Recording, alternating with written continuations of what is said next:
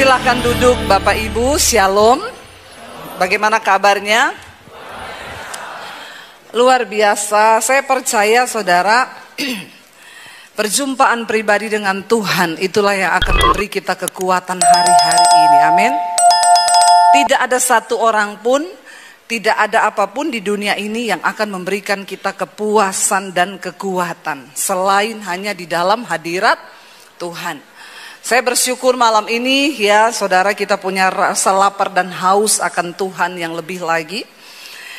Di tengah banyaknya berita-berita yang menakutkan, di tengah banyaknya keadaan yang sangat tidak enak di hari-hari ini. Ya, jangan heran, jangan bingung karena Alkitab sudah menyatakan bahwa di hari-hari yang terakhir kita akan mendengarkan berita-berita yang menakutkan. Bahkan Yesus berkata, kita akan mendengar deru perang, gelombang laut, itu sudah ditulis semua.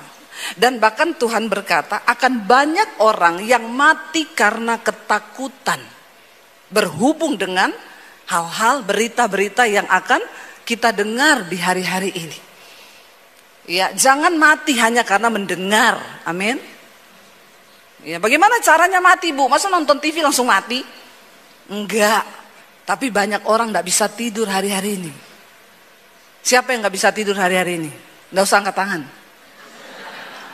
Gak usah ya. Tapi banyak orang tidak bisa tidur ya.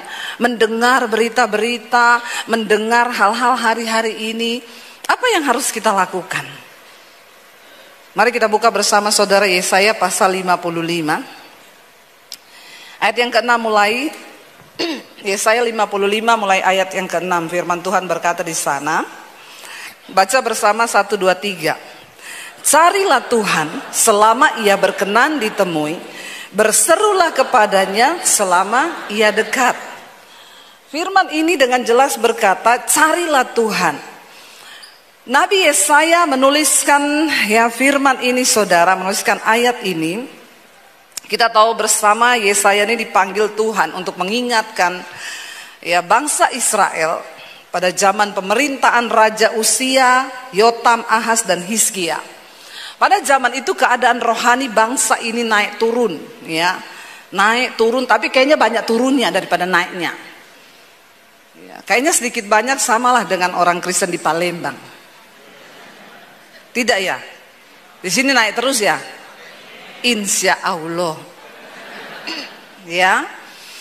Dikatakan di sana saudara, sehingga Nabi Yesaya datang membawa pesan bagi kerajaan utara dan kerajaan selatan Israel dan Yehuda. Di sana Tuhan mengingatkan, carilah Tuhan selama ia berkenan ditemui dan berserulah kepadanya selama ia dekat. Kalau ayat ini berkata cari Tuhan selama ia berkenan ditemui, berarti ada saatnya nanti Tuhan sudah tidak berkenan untuk ditemui. Ya. Berserulah kepadanya selama ia dekat. Karena ada saatnya nanti Tuhan itu terasa jauh. Siapa di sini yang hari-hari ini merasa jauh dari Tuhan? Tidak usah pura-pura. Saya tahu banyak jemaat yang merasa, aku rasanya jauh Bu. Padahal aku ini masih pelayanan. Banyak orang yang bertanya kepada saya ini melayani loh Bu, tiap minggu ke gereja. Saya masih pelayanan, tapi saya ini rasa jauh dari Tuhan. Ada yang merasa seperti itu? Rasanya ibadah, pelayanan ya hanya begitu-begitu aja. Bahkan saya sudah gak merasakan Tuhan. Padahal saya berada di gereja. Saya pelayanan setiap hari Minggu. Hati-hati saudara. Ya, kita seringkali masih aktif dalam kegiatan-kegiatan pelayanan kita, tapi sesungguhnya hati kita jauh dari Tuhan. Makanya ayat ini mengingatkan, carilah Tuhan selama ia berkenan ditemui, berserulah kepadanya selama ia dekat. Ya. Selama Tuhan masih berkenan. Karena ada saatnya Tuhan sudah tidak berkenan. Kita tahu sejarah dari bangsa Israel. Mereka itu ditegur Tuhan, disuruh bertobat. Mereka keras kepala, mereka tidak mau bertobat. Sampai akhirnya Tuhan gak mau lagi mendengar. Dan akhirnya mereka jatuh dalam pembuangan. Seringkali manusia itu ketika mereka hidupnya baik-baik aja, keuangannya baik, keluarganya baik, semuanya baik, ya, aman, mereka lupa diri. Orang-orang di Jakarta, di Palembang tidak. Insya Allah, ya, banyak orang ketika semua baik-baik saja, mereka itu merasa ya udah saya baik-baik aja. Buktinya saya ndak usah hidup kudus-kudus banget. Bahkan banyak yang berkata, ya saya aja sekarang ini berdosa loh, tapi buktinya usahaku lancar-lancar aja. Keadaanku baik-baik aja, saya tidak mengalami hal-hal yang kelihatannya buruk. Ya. Tidak ada satupun di dunia ini yang bisa membawa kita kepada kebahagiaan selain kita ini hidup dekat dengan Tuhan. Saya ini ketemu dengan banyak orang kaya. Kaya raya ya. Ya. Tapi orang-orang kaya yang tidak takut Tuhan, mereka sampai di satu titik yang berkata begini, Bu, ternyata kekayaan tuh gak memberi kebahagiaan.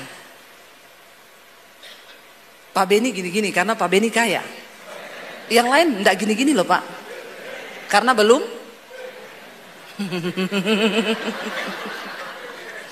Saudara, sedangkan orang kaya saja perlu cari Tuhan. Apalagi yang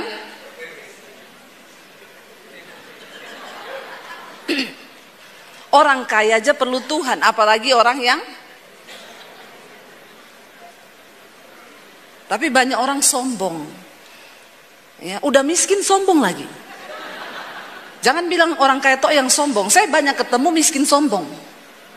Orang kaya sombong biasa, tapi miskin sombong ini luar biasa. Tapi Alkitab berkata Tuhan menentang orang yang, makanya mau kaya mau miskin tidak boleh. Orang paling sombong di dunia itu yang bagaimana saudara? Bukan yang pamer harta, bukan yang pamer jet pribadi, bukan itu orang sombong. Orang yang paling sombong di dunia ini adalah apa? Orang yang gak mau cari Tuhan. Itu kebangetan sih. Maaf ya saudara, kau bisa tarik napas, kau bisa hirup udara lewat hidungmu ini, itu hanya karena anugerah Tuhan. Amin.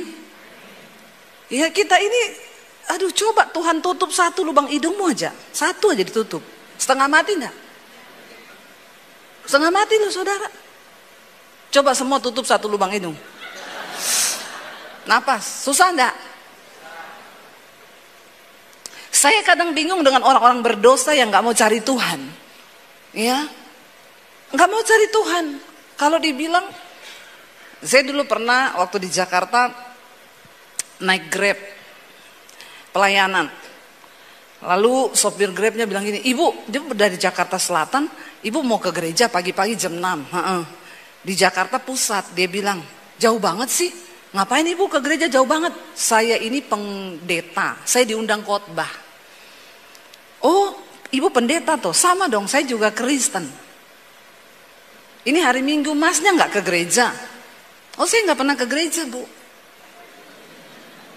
Oh, Masnya nggak pernah ke gereja? Terus dia balik tanya sama saya, emang ke gereja ngapain Bu? Saya bilang, cari Tuhan lah. Dia ketawa terbahak-bahak saudara, dia ketawain saya. Dia bilang, hah, Ibu masih cari Tuhan? Aduh Bu, saya nggak cari Tuhan, kenapa? Karena Tuhan di hati. Jangan tepuk tangan. Kalau belum mengerti pembahasannya nggak usah tepuk tangan. Sok-sokan kau. Belum dengar aja sudah tepuk tangan. Saya waktu dia ngomong begitu saya agak terpojok. Saya merasa malu loh saudara. Dia bilang, Ibu masih cari Tuhan? Saya nggak cari Tuhan Bu, karena Tuhan sudah di hati saya. Saya terpojok saudara. Tapi saya pikir-pikir, masa pendeta kalah ya? Nggak boleh kalah ini. Lalu saya berpikir, ini yang gila dia atau saya ya? Loh kalau mau dipikir benar nggak saudara? Makanya Bu saya nggak pernah ke gereja. Kenapa cari-cari Tuhan? Orang Tuhan di hati. Lalu dia lanjutkan begini, maaf ya Bu, saya ini biar mabok Bu, saya tetap nyanyi lagu rohani.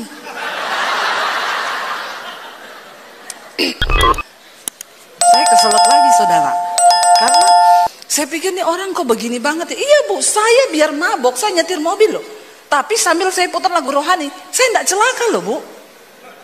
Itu tanda bahwa Tuhan itu di hati saya. Saya diam 1000 bahasa. Saya nggak tahu mau ngomong apa, tiba-tiba Roh Kudus memberi hikmat.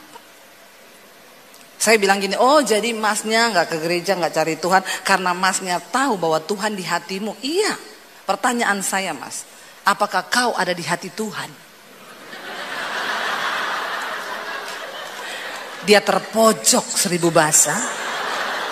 Dan dia menjawab saya begini, nah kalau itu saya enggak tahu Ibu. Nah, kena skakmat lu. Terlalu banyak orang Kristen yang percaya diri, merasa bahwa Tuhan itu di hati. Pertanyaan saya, apakah kau ada di hati Tuhan? Banyak orang ngaku-ngaku. Bahkan Yesus berkata di hari-hari yang terakhir, banyak orang datang mengaku, aku melakukan mujizat demi namamu. Aku usir setan demi namamu. Aku bangkitkan orang mati demi namamu. Orang lumpuh berjalan, orang buta melihat demi namamu. Tuhan bilang, enyah engkau daripadaku, karena aku tidak mengenal engkau, pembuat kejahatan. Amin. Yang begini-begini ini, yang walaupun mabok nyanyi lagu rohani. Saudara, kenapa kita perlu mencari Tuhan? Ya, carilah Tuhan selama ia berkenan ditemui, berserulah kepadanya selama ia dekat. Makanya saya selalu mengajarkan, tidak usah cari-cari pendeta. Amin. Karena tidak ada pendeta hebat di dunia ini. Tidak ada. Yang ada tuh Tuhan yang dengan imanmu yang hebat. Semua kita punya akses bisa datang secara pribadi kepada Tuhan. Nggak usah cari-cari pendeta. Karena nggak ada pendeta sakti. Yang ada tuh Tuhan yang luar biasa. Nggak usah saudara. Iya. Makanya saya adalah salah satu pendeta yang nggak mau mendoa-doakan orang. Maaf ya, maaf. Tapi ini nggak boleh ditiru sama gembala. Pak Sabta jangan tiru, ini adegan berbahaya. Ini hanya dilakukan oleh para ahli saja. Ya. Soalnya kalau Bapak Sabta ini kan gembala, nanti jemaatnya datang, Pak doakan. Nggak usah doa-doakan, pulang cari Tuhan sendiri. Wah, kepahitan jemaat. Apalagi model-model jemaat kayak sekarang ini, apa-apa dikit tersinggung, apa dikit kepahitan, apa dikit pendeta aja nggak senyum. Itu Pak Sabta saya lewat nggak disenyumi. Padahal Pak Sabtanya juga lagi ada pergumulan. Emang cuma saudara yang ada pergumulan? Pendeta juga manu? Punya rasa, punya hati. Jangan samakan dengan pisau belati. Ngerti enggak? Apa dikit pengerja nggak senyum, nggak disalami, kepahitan. Jangan ya saudara, jangan ya nak ya. Jangan. Ya. Jadi jemaat itu yang imannya itu tangguh. Pengerja enggak senyum, penggembala enggak senyum. Ya kita kan enggak tahu dia punya pergumulan apa. Siapa tahu besok jatuh tempo. Ya toh? Ya, jadi enggak usah cepat-cepat menghakimi.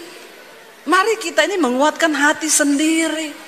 Karena orang yang masuk surga itu bukan jemaat-jemaat yang kelas-kelas ngambek, merajuk, pindah gereja, kepahitan. Ya. Kalau ada orang datang sama saya, Bu, doakan, doa sendiri, ya, cari Tuhan. Amin. Itu pendeta ini mau loh doain pendeta sana, mau doain. Kok ibu nggak mau mendoakan? Kau pindah sama pendeta sana. Nggak usah datang ke saya. Karena jemaat ini kadang juga aneh-aneh. Ya, apa-apa minta didoakan, apa-apa minta didoakan. Masalahnya juga cuma putar di situ terus. Konselingnya, masalahnya sama terus. Ada jemaat bolak-balik konseling, saudara. Ya, semua pendeta yang datang dia konseling terus. 10 pendeta datang, 10 dia konseling, 10 tahun begitu terus, hidupnya nggak berubah-berubah. Ada bapak-bapak datang sama saya, Bu, istri saya lari tinggalin saya. Kenapa? Nggak tahu kenapa, pasti bapak ini ada salah. Bapak bikin salah apa? Ya nggak ada salah apa-apa. Bapak selingkuh? Tidak. Bapak kasar? Tidak. Nah, pertanyaan saya, bapak pelit nggak? Iya sih. Nah itu. Saya sudah 2 bulan tidak ngasih gaji ke istri. Sudah bagus istri, hanya tinggalkan kau Pak, dia nggak kasih sianida. Bertobat bapak-bapak, amin. Terus kayak gini datang minta didoakan, Bu Debi doakan dong supaya istri saya balik. Ya saya tidak bisa berdoa. Bapak telepon istrimu, kasih dia duit. Amin bapak-bapak. Tolong yang rela aminnya. Jangan ibu-ibu yang amin kenceng. Kadang masalah uang ini bikin masalah juga dalam rumah tangga, benar nggak? Iya, hati-hati loh. Nanti persoalannya itu cuma bolak-balik di situ. Sebenarnya dia tahu jawabannya. Nanti kayak gitu konseling lagi sama pendeta. Bagaimana kita ini mau berlari? Ya, kita cuma jadi orang Kristen yang terputar di situ terus. Datang lagi, Bu, saya mau konseling. Kenapa? Saya kepahitan sama mertuaku. Urusannya kalau nggak kepahitan, tersinggung, kepahitan, selingkuh, apalagi masalah selingkuh ini. Ya, aduh saudara, saya itu pusing lihat orang Kristen hari-hari ini. Persoalannya itu terus.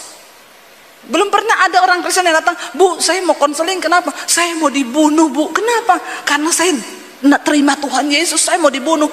Belum ada. Ya adanya itu, Bu. Kenapa? Dikejar pinjol. Banyak ini. Heran saudara. Persoalannya itu cuma muter di situ terus. Saya aja pusing dengar jemaat kayak begini, apalagi malaikat. Jangan cuma tertawa, kau bertobat ya. Amin. Karena untuk mempersiapkan diri menjadi mempelai Kristus, kita nggak bisa cuma yang terputar-putar di situ terus. Masalahnya itu terus. Ya kepahitan sama mertua, kepahitan sama menantu, kepahitan sama ini. Aduh please deh. Ya. Kita bisa bertumbuh ke arah yang lebih baik ketika kita ini bergaul dengan firman. Jangan bilang enggak bisa, bilang bisa. Bisa Yura. Aku bisa. Amin. Kalau ada firman di dalam hati. Ya, tapi kalau kita memang mau cuek ya terserah. Saudara, ayat ini berkata, carilah Tuhan selama ia berkenan untuk ditemui dan berserulah kepadanya selama ia dekat. Baiklah, ayat berikutnya 7 berkata, baca bersama dengan suara yang keras. Baiklah orang fasik meninggalkan jalannya dan orang jahat meninggalkan rancangannya. Baiklah ia kembali kepada Tuhan, maka dia akan mengasihaninya, dan kepada Allah kita, sebab ia memberi pengampunan dengan limpahnya. Katakan, baiklah orang fasik meninggalkan jalannya. Siapa orang fasik itu? Orang fasik itu orang yang ngerti kebenaran tapi tidak mau melakukan. Itu orang fasik. Tahu harus mengampuni tapi tidak mau mengampuni. Orang datang, Bu, Ibu tidak ada pilihan, Ibu harus mengampuni. Tidak bisa, Bu, terlalu sakit. Tapi Ibu, firman Tuhan bilang Ibu harus mengampuni. Tidak bisa, Bu, sakit. Aduh, saya model-model kayak begini nih bingung saudara. Alkitab bilang kebenarannya harus mengampuni. Tapi kalau kau tidak mau, ya tidak ada yang bisa paksa. Suami saya nyakiti saya, Bu, Ibu ampuni. Tidak bisa. Kalau Ibu tidak bisa, Ibu berdoa. Tidak bisa juga, ya mati aja. Sudah tidak bisa semua saudara. Malaikat juga angkat tangan kalau sudah begini nih.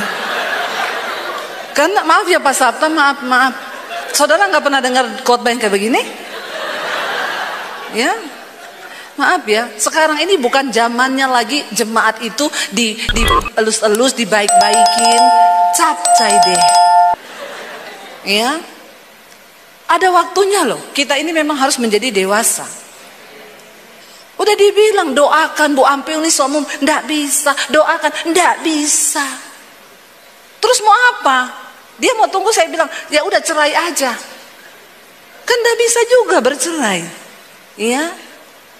Ibu sih, ibu ndak tahu suami saya, ibu ndak rasa suami saya. Saya ndak mau rasain suamimu, Bu. Ndak, kagak. Saya punya suami sendiri. Ngapain saya rasain suamimu?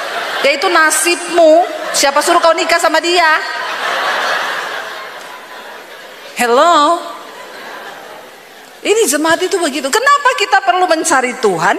Karena ada banyak hal di hidup ini yang kita nggak tahu. Makanya kita perlu cari Tuhan supaya kita ngerti jalan hidup ini. Yang muda-muda di sini yang belum nikah berapa banyak? Angkat tangan yang belum menikah. Coba angkat tangan. Nggak usah malu. Angkat tangan. Biar sudah berumur, angkat tangan saja. Supaya kita sama-sama mendoakan. Siapa tahu kan dapat jodoh toh.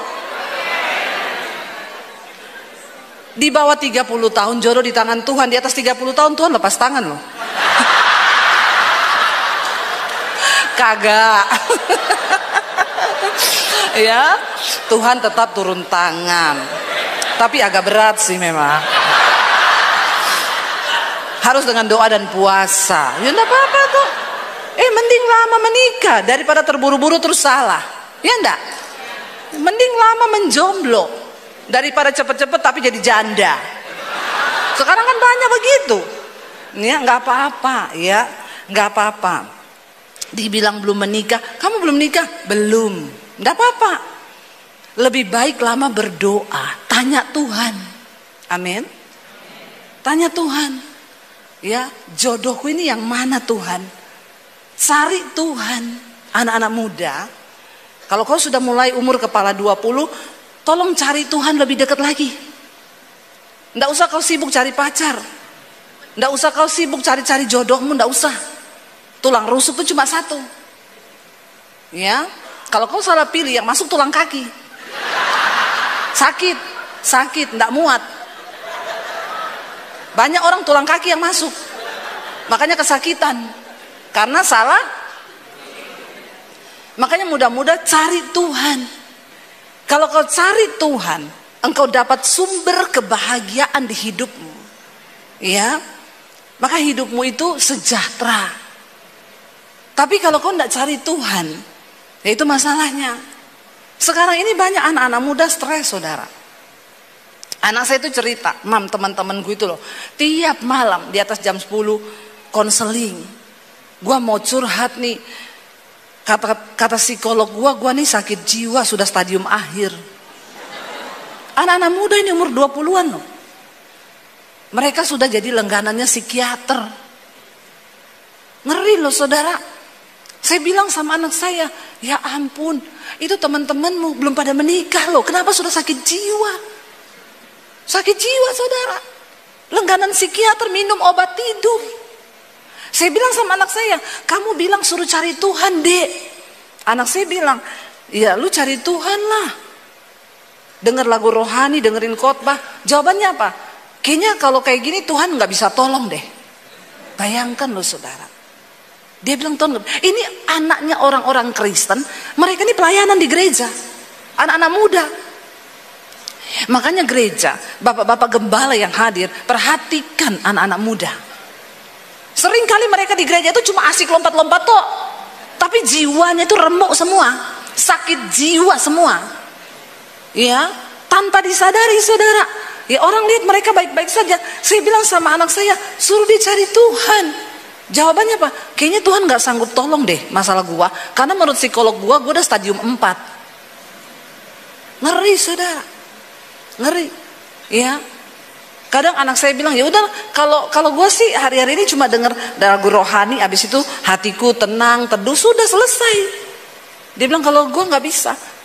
Nanti dia curhat lagi sama temannya yang satu, anak Tuhan juga, ke gereja. Ya, gue mau curhat dong. Gue nih kata psikiater sekarang stadium 3. Dia bilang, gue stadium 4. Ini yang terjadi saudara. Makanya hari-hari ini kita perlu cari Tuhan. Masuk di kamar, tutup pintu, berdoa. Saya selalu menyarankan orang konseling, saya bilang kamu gak usah cari saya. Semua masalah, semua nasihat yang saya kasih pun kamu tolak. Gak ada yang mau didengar.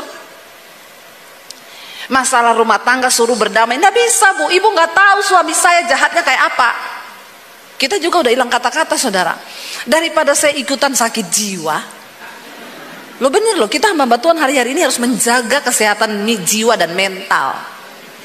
Ya, kadang saya itu mau tidur malam, saya lihat-lihat HP, kasihan ibu itu suaminya kemana lagi. Suami saya di samping saya ngomong, suami orang diurus, suami sendiri tidak diurus loh.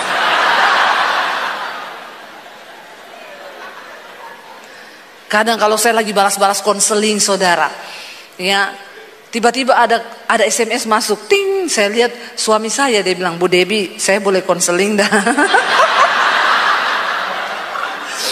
Saya jawab, ada masalah apa ya Pak? Istri saya cuekin saya Bu. Saya jawab, mungkin kurang dikasih duit Pak. Ya, jadi saya sekarang tidak mau sakit jiwa saudara, mikirin urusannya jemaat yang tidak mau nurut sama firman. Persoalannya cuma satu kok, tidak mau cari Tuhan, tidak mau dekat dengan Tuhan, nggak mau nurut sama firman, itu tok, til, nggak ada yang lain. Sebenarnya kalau kita ini mau cari Tuhan, orang tua nasihati anakmu bilang cari Tuhan, karena dia masih berkenan untuk ditemui. Karena saya mengalami saudara, saya ini dulu ya mau bunuh diri waktu saya lulus SMA. Saya tidak mengenal Tuhan Yesus. Saya punya agama tapi saya nggak kenal Tuhan. Lalu saya mau bunuh diri karena saya jatuh dalam banyak dosa, dalam pergaulan yang tidak benar. Lalu saya cuma berpikir di otak saya begini sebelum saya bunuh diri, Tuhan itu ada apa enggak ya? Lalu saya mulai berpikir, enggak mungkin Tuhan enggak ada loh. Lah ya, kalau Tuhan enggak ada, yang ciptakan saya ini siapa? Terus yang ciptakan tata surya ini, ya langit, bumi, matahari, Mars, semua planet-planet itu siapa yang ciptakan? Masa bumi ini berputar terus ya? Terus nggak ada yang ciptakan, tuh nggak mungkin. Tidak ada yang mengatur dunia dan alam semesta ini, tuh nggak mungkin. Kita saja manusia diciptakan, mata sama-sama 2, hidung 1, mulut 1, kuping 2, tapi muka kita nggak ada yang sama loh. Ada yang sama muka kita? Nggak ada kan? Nggak ada yang sama kan? Itu kan bukti kemahakuasaan Tuhan. Kalau kita belajar soal ilmu pengetahuan, bagaimana DNA manusia itu begitu luar biasa, semua berbeda, itu kan ajaib Tuhan. Makanya orang yang paling bodoh di dunia ini bukan orang yang gak sekolah. Orang yang paling bodoh di dunia ini orang yang tidak percaya ada Tuhan. Udah itu orang paling bodoh saudara. Lalu pertanyaan saya yang kedua begini, kalau Tuhan itu ada, siapa dia ya? Dengan ketidakmengertian saya saudara, saya waktu itu udah nekat mau bunuh diri, saya udah tulis surat buat orang tua saya. Tapi pertanyaan itu muncul, siapa Tuhan itu? Lalu saya begini, Tuhan, sebelum saya mati, saya pengen ketemu Engkau yang menciptakan saya itu. Saya gak peduli siapa namamu, dan aku gak peduli tentang agama sekarang. Aku pengen ketemu dengan penciptaku. Siapapun engkau, tunjukkan dirimu kepada saya. Saudara, ketika engkau mulai punya satu kerinduan untuk mencari Tuhan, imanmu mungkin hanya sebiji sesawi, tapi iman itu akan menjadi sesuatu yang luar biasa. Diawali dengan pertanyaan dalam hati, siapa Tuhan itu? Saya menangis di kamar saya. Tadinya menangis karena iba diri. Tidak ada orang yang sayang sama saya. Dari kecil saya ini dipukulin sama papi saya. Orang tua saya tidak sayang saya. Iblis bilang, memang gak ada yang sayang kamu. Hidupmu sudah hancur, kau hidup dalam dosa. Kau sudah jatuh, gak ada harapan. Mending mati aja kau. Ya, saya nyanyi. Aku terjatuh dan tak bisa bangkit lagi. Aku tenggelam dalam lautan luka dalam. Tenggelam, lautan, luka dalam, jatuh. Luka jangan dalam-dalam, infeksi. Ya, jangan kepahitan saudara. Ya, itu dulu saya nyanyikan. Aku tersesat dan tak tahu arah jalan pulang. Pakai Google Map. Kalau kau tidak tahu arah, pakai Google Map. Belok kanan, 500 meter, belok kiri.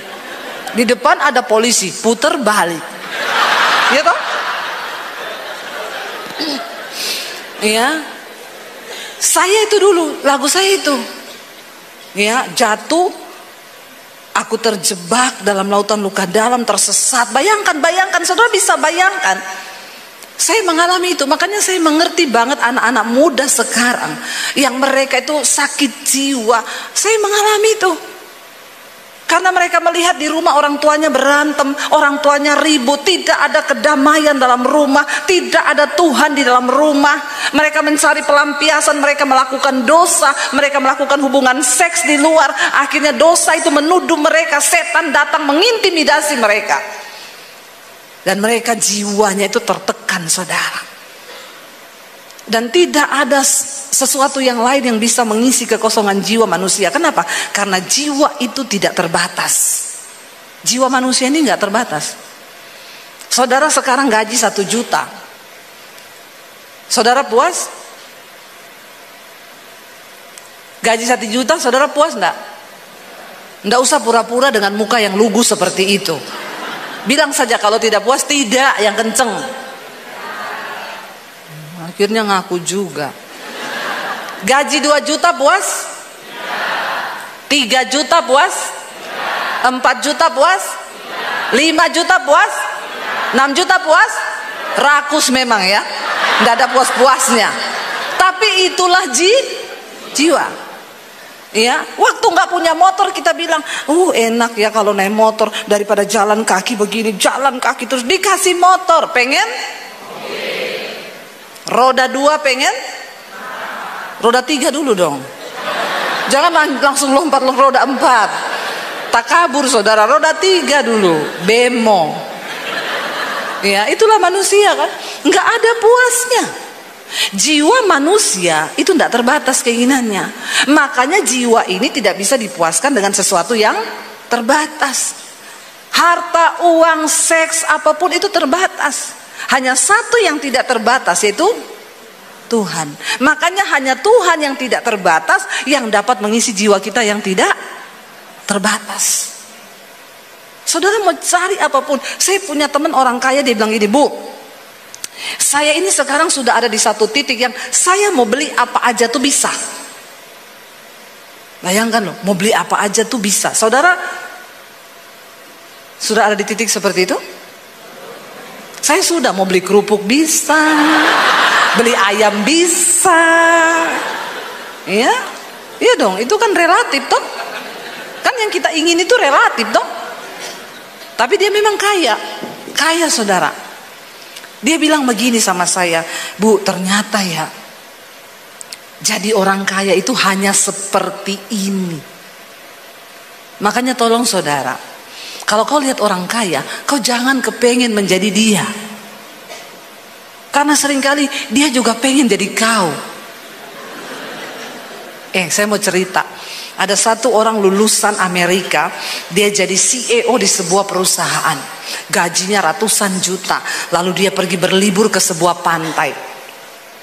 Ketika dia lagi duduk minum kelapa muda menikmati ya di pinggir pantai, ada nelayan datang bawa ikan dengan perahunya.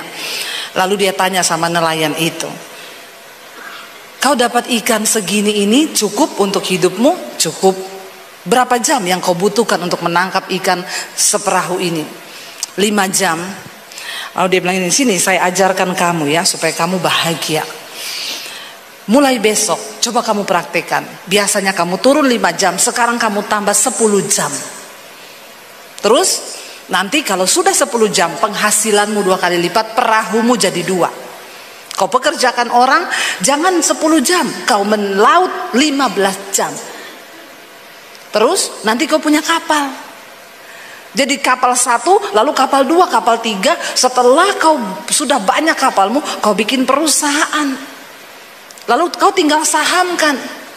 Lalu setelah itu berapa lama yang saya butuhkan untuk, ya paling sekitar 15-20 tahun. Kau sudah bisa jadi bos dan kau menikmati. Terus dia tanya, terus kalau saya sudah memperoleh semuanya itu, terus apa lagi? Ya kau bisa santai dengan keluargamu, kau bisa duduk di pinggir pantai, kau bisa bersenang-senang dengan anakmu. Lalu nelayan itu bilang, tapi hari itu saya sudah begitu. Saya ini melaut cuma 5 jam. Kau tahu saya pulang ini untuk apa? Saya makan dengan keluarga saya, lalu saya antar anak saya ke sekolah, saya jemput dia pulang sekolah, kami duduk di pinggir pantai sambil minum kelapa muda seperti kau.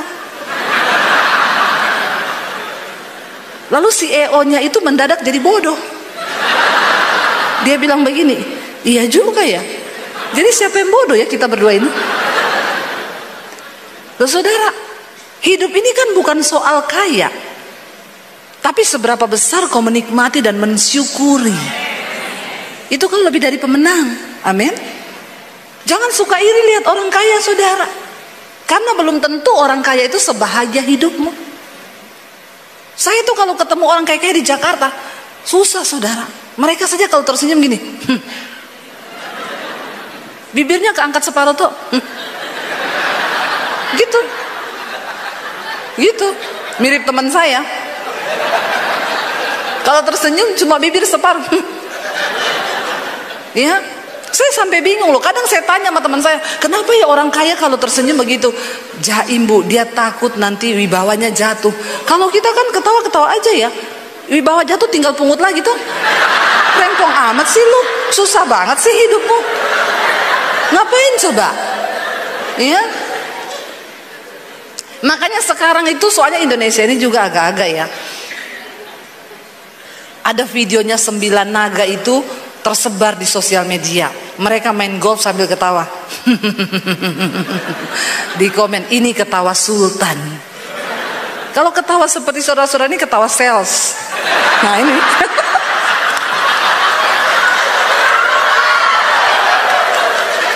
Tapi bahagia ini. Nggak usah jaim. Tepuk tangan dong buat saudara. Nggak usah jaim, ketawa-ketawa aja lepas, nggak usah ditahan, ya. Ketawa 9 naga,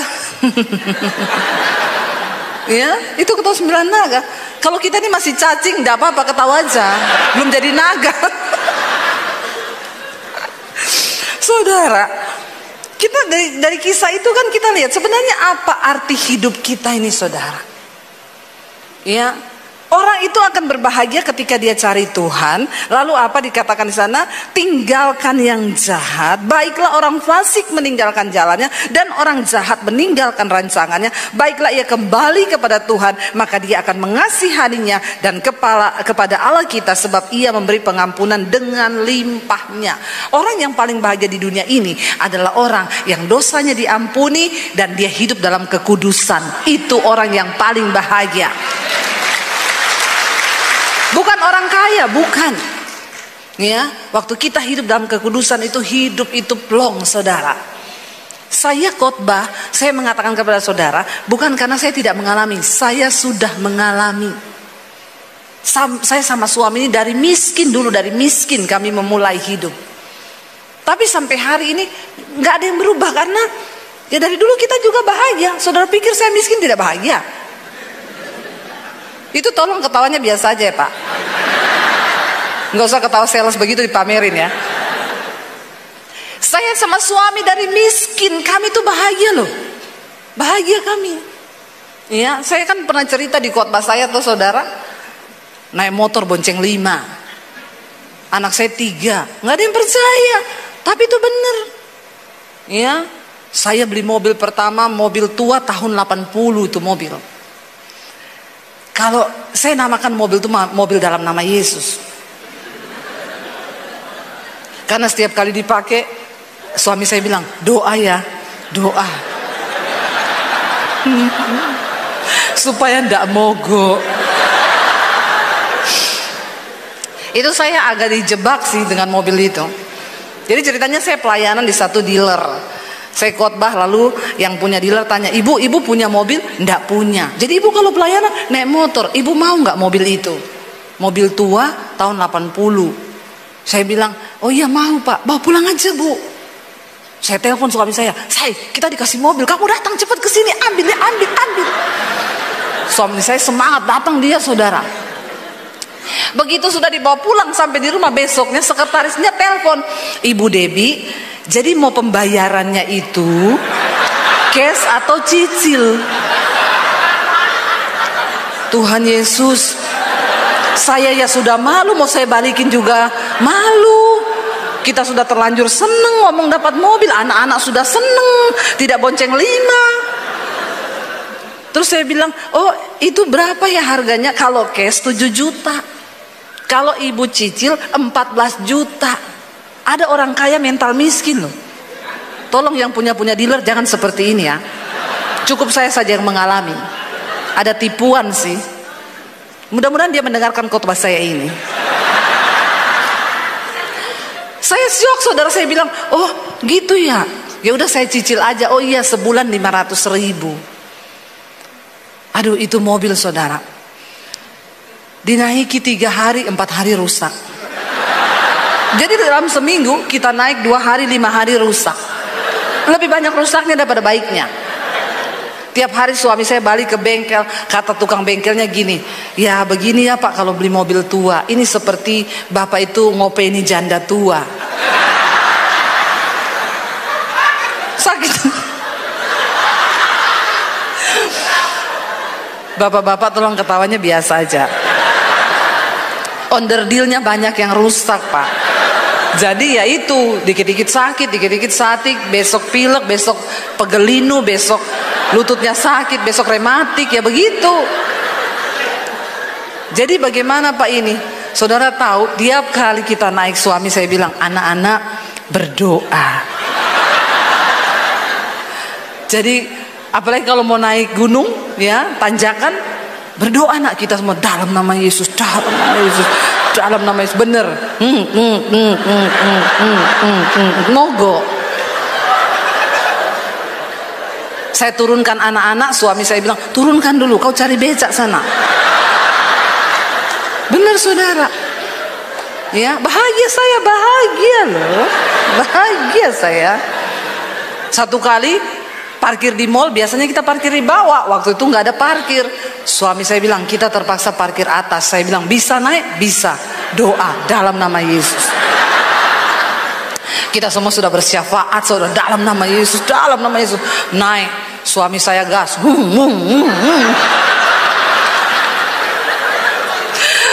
Dia gas, saudara. Ya, saya bilang, gas, Paul, gas. Toran 2 baku gas. Suami saya gas, tiba-tiba di tengah,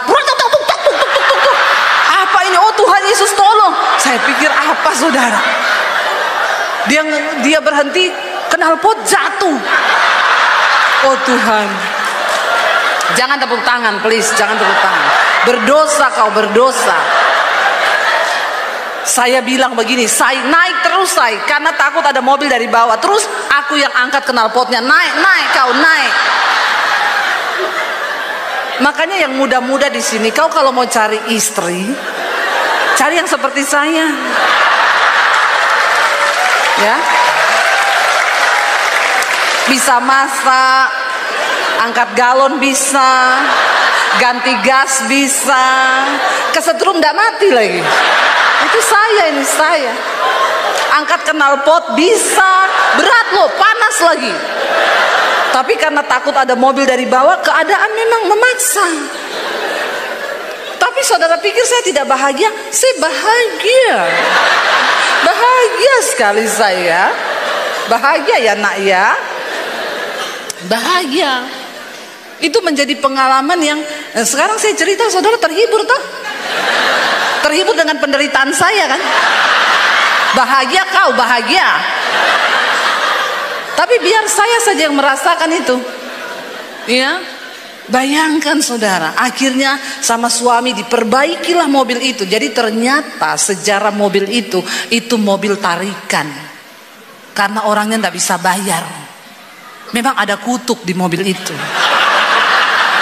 Dan Tuhan tidak izinkan memang kami pakai. Akhirnya suami saya konsultasi sama tukang bengkel, dia bilang gini aja mas, turun mesin semua, ganti mesin, nanti saya ganti. Oke, kita bayar saudara. Lebih mahal daripada harga mobilnya. Setelah jadi semuanya kita cat supaya kutuk dihilangkan toh. Sudah bagus mobil, mesin baru, cat baru. Kita tinggal pelayanan ke Surabaya, Solo hujan, banjir.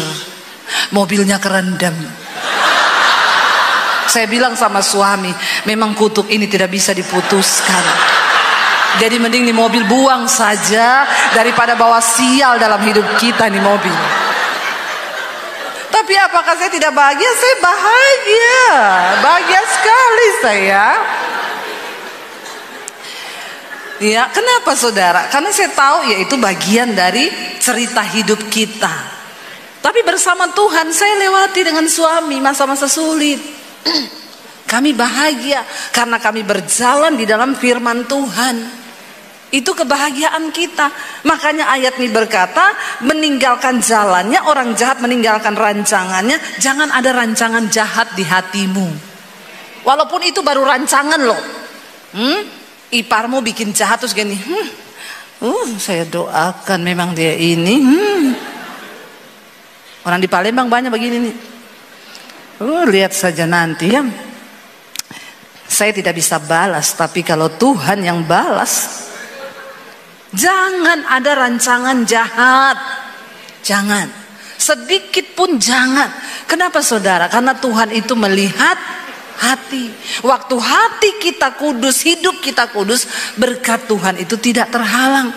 Makanya firman Tuhan berkata, bukan tanganku kurang panjang untuk menolongmu, bukan telingaku yang kurang tajam untuk mendengar doamu, tapi dosamu itu yang menghambat yang baik daripadamu.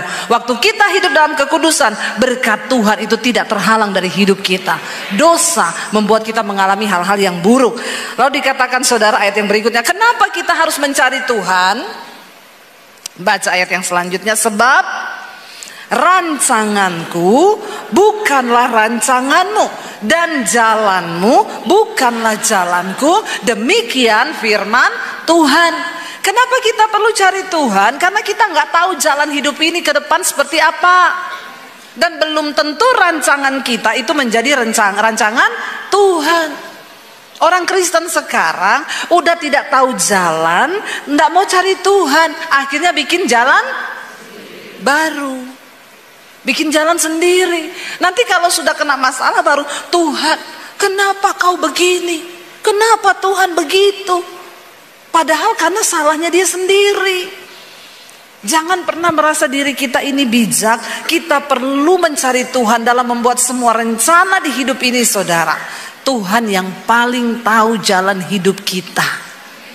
Dan tidak ada satupun rancangan Tuhan yang salah. Tapi kalau engkau sudah terlanjur membuat kesalahan hari ini, bertobatlah dan kembalilah kepada Tuhan. Maka dia akan sanggup memulihkan keadaan kita saudara. Seperti tingginya langit dari bumi, demikianlah tingginya jalanku dari jalanmu, dan rancanganku dari rancanganmu. Sebab seperti hujan dan salju turun dari langit dan tidak kembali ke situ, melainkan mengairi bumi, membuatnya subur dan menumbuhkan tumbuh-tumbuhan, memberikan benih kepada penabur dan roti kepada orang yang mau makan. Demikianlah apa? Firmanku yang keluar dari mulutku, ia tidak akan kembali kepadaku dengan sia-sia, tetapi ia akan melaksanakan apa yang ku kehendaki dan berhasil dalam apa yang kusuruhkan kepadanya. Firman Tuhan itu berkuasa. Karena itu perkatakan firman. Waktu kita takut, perkatakan firman. Waktu kita menghadapi kekhawatiran, perkatakan firman. Waktu engkau melihat keadaanmu, perkatakan firman. Aku percaya Tuhan, bahwa Engkau Tuhan adalah sandaranku, Engkau penopangku, Engkau Allah yang tidak pernah gagal dalam rancanganmu. Perkatakan firman, saudara. Hari-hari ini banyak orang lupa memperkatakan firman Tuhan. Padahal firman itu memiliki kuasa. Untuk apa? Untuk menciptakan. Firman itu punya kuasa untuk melakukan segala perkara. Firman itu mempunyai kuasa ketika keadaan di sekeliling kita tidak baik. Seringkali jangan terburu-buru berdoa supaya keadaanmu jadi baik. Tapi berdoalah supaya hatimu tenang dan hatimu damai sejahtera. Waktu engkau memperkatakan firman, maka hidup kita kuat, iman kita kuat. Dan saya percaya saudara, cuma firman Tuhan yang memiliki kuasa dalam hidup kita untuk membawa kita hari-hari ini semakin luar biasa di dalam Tuhan.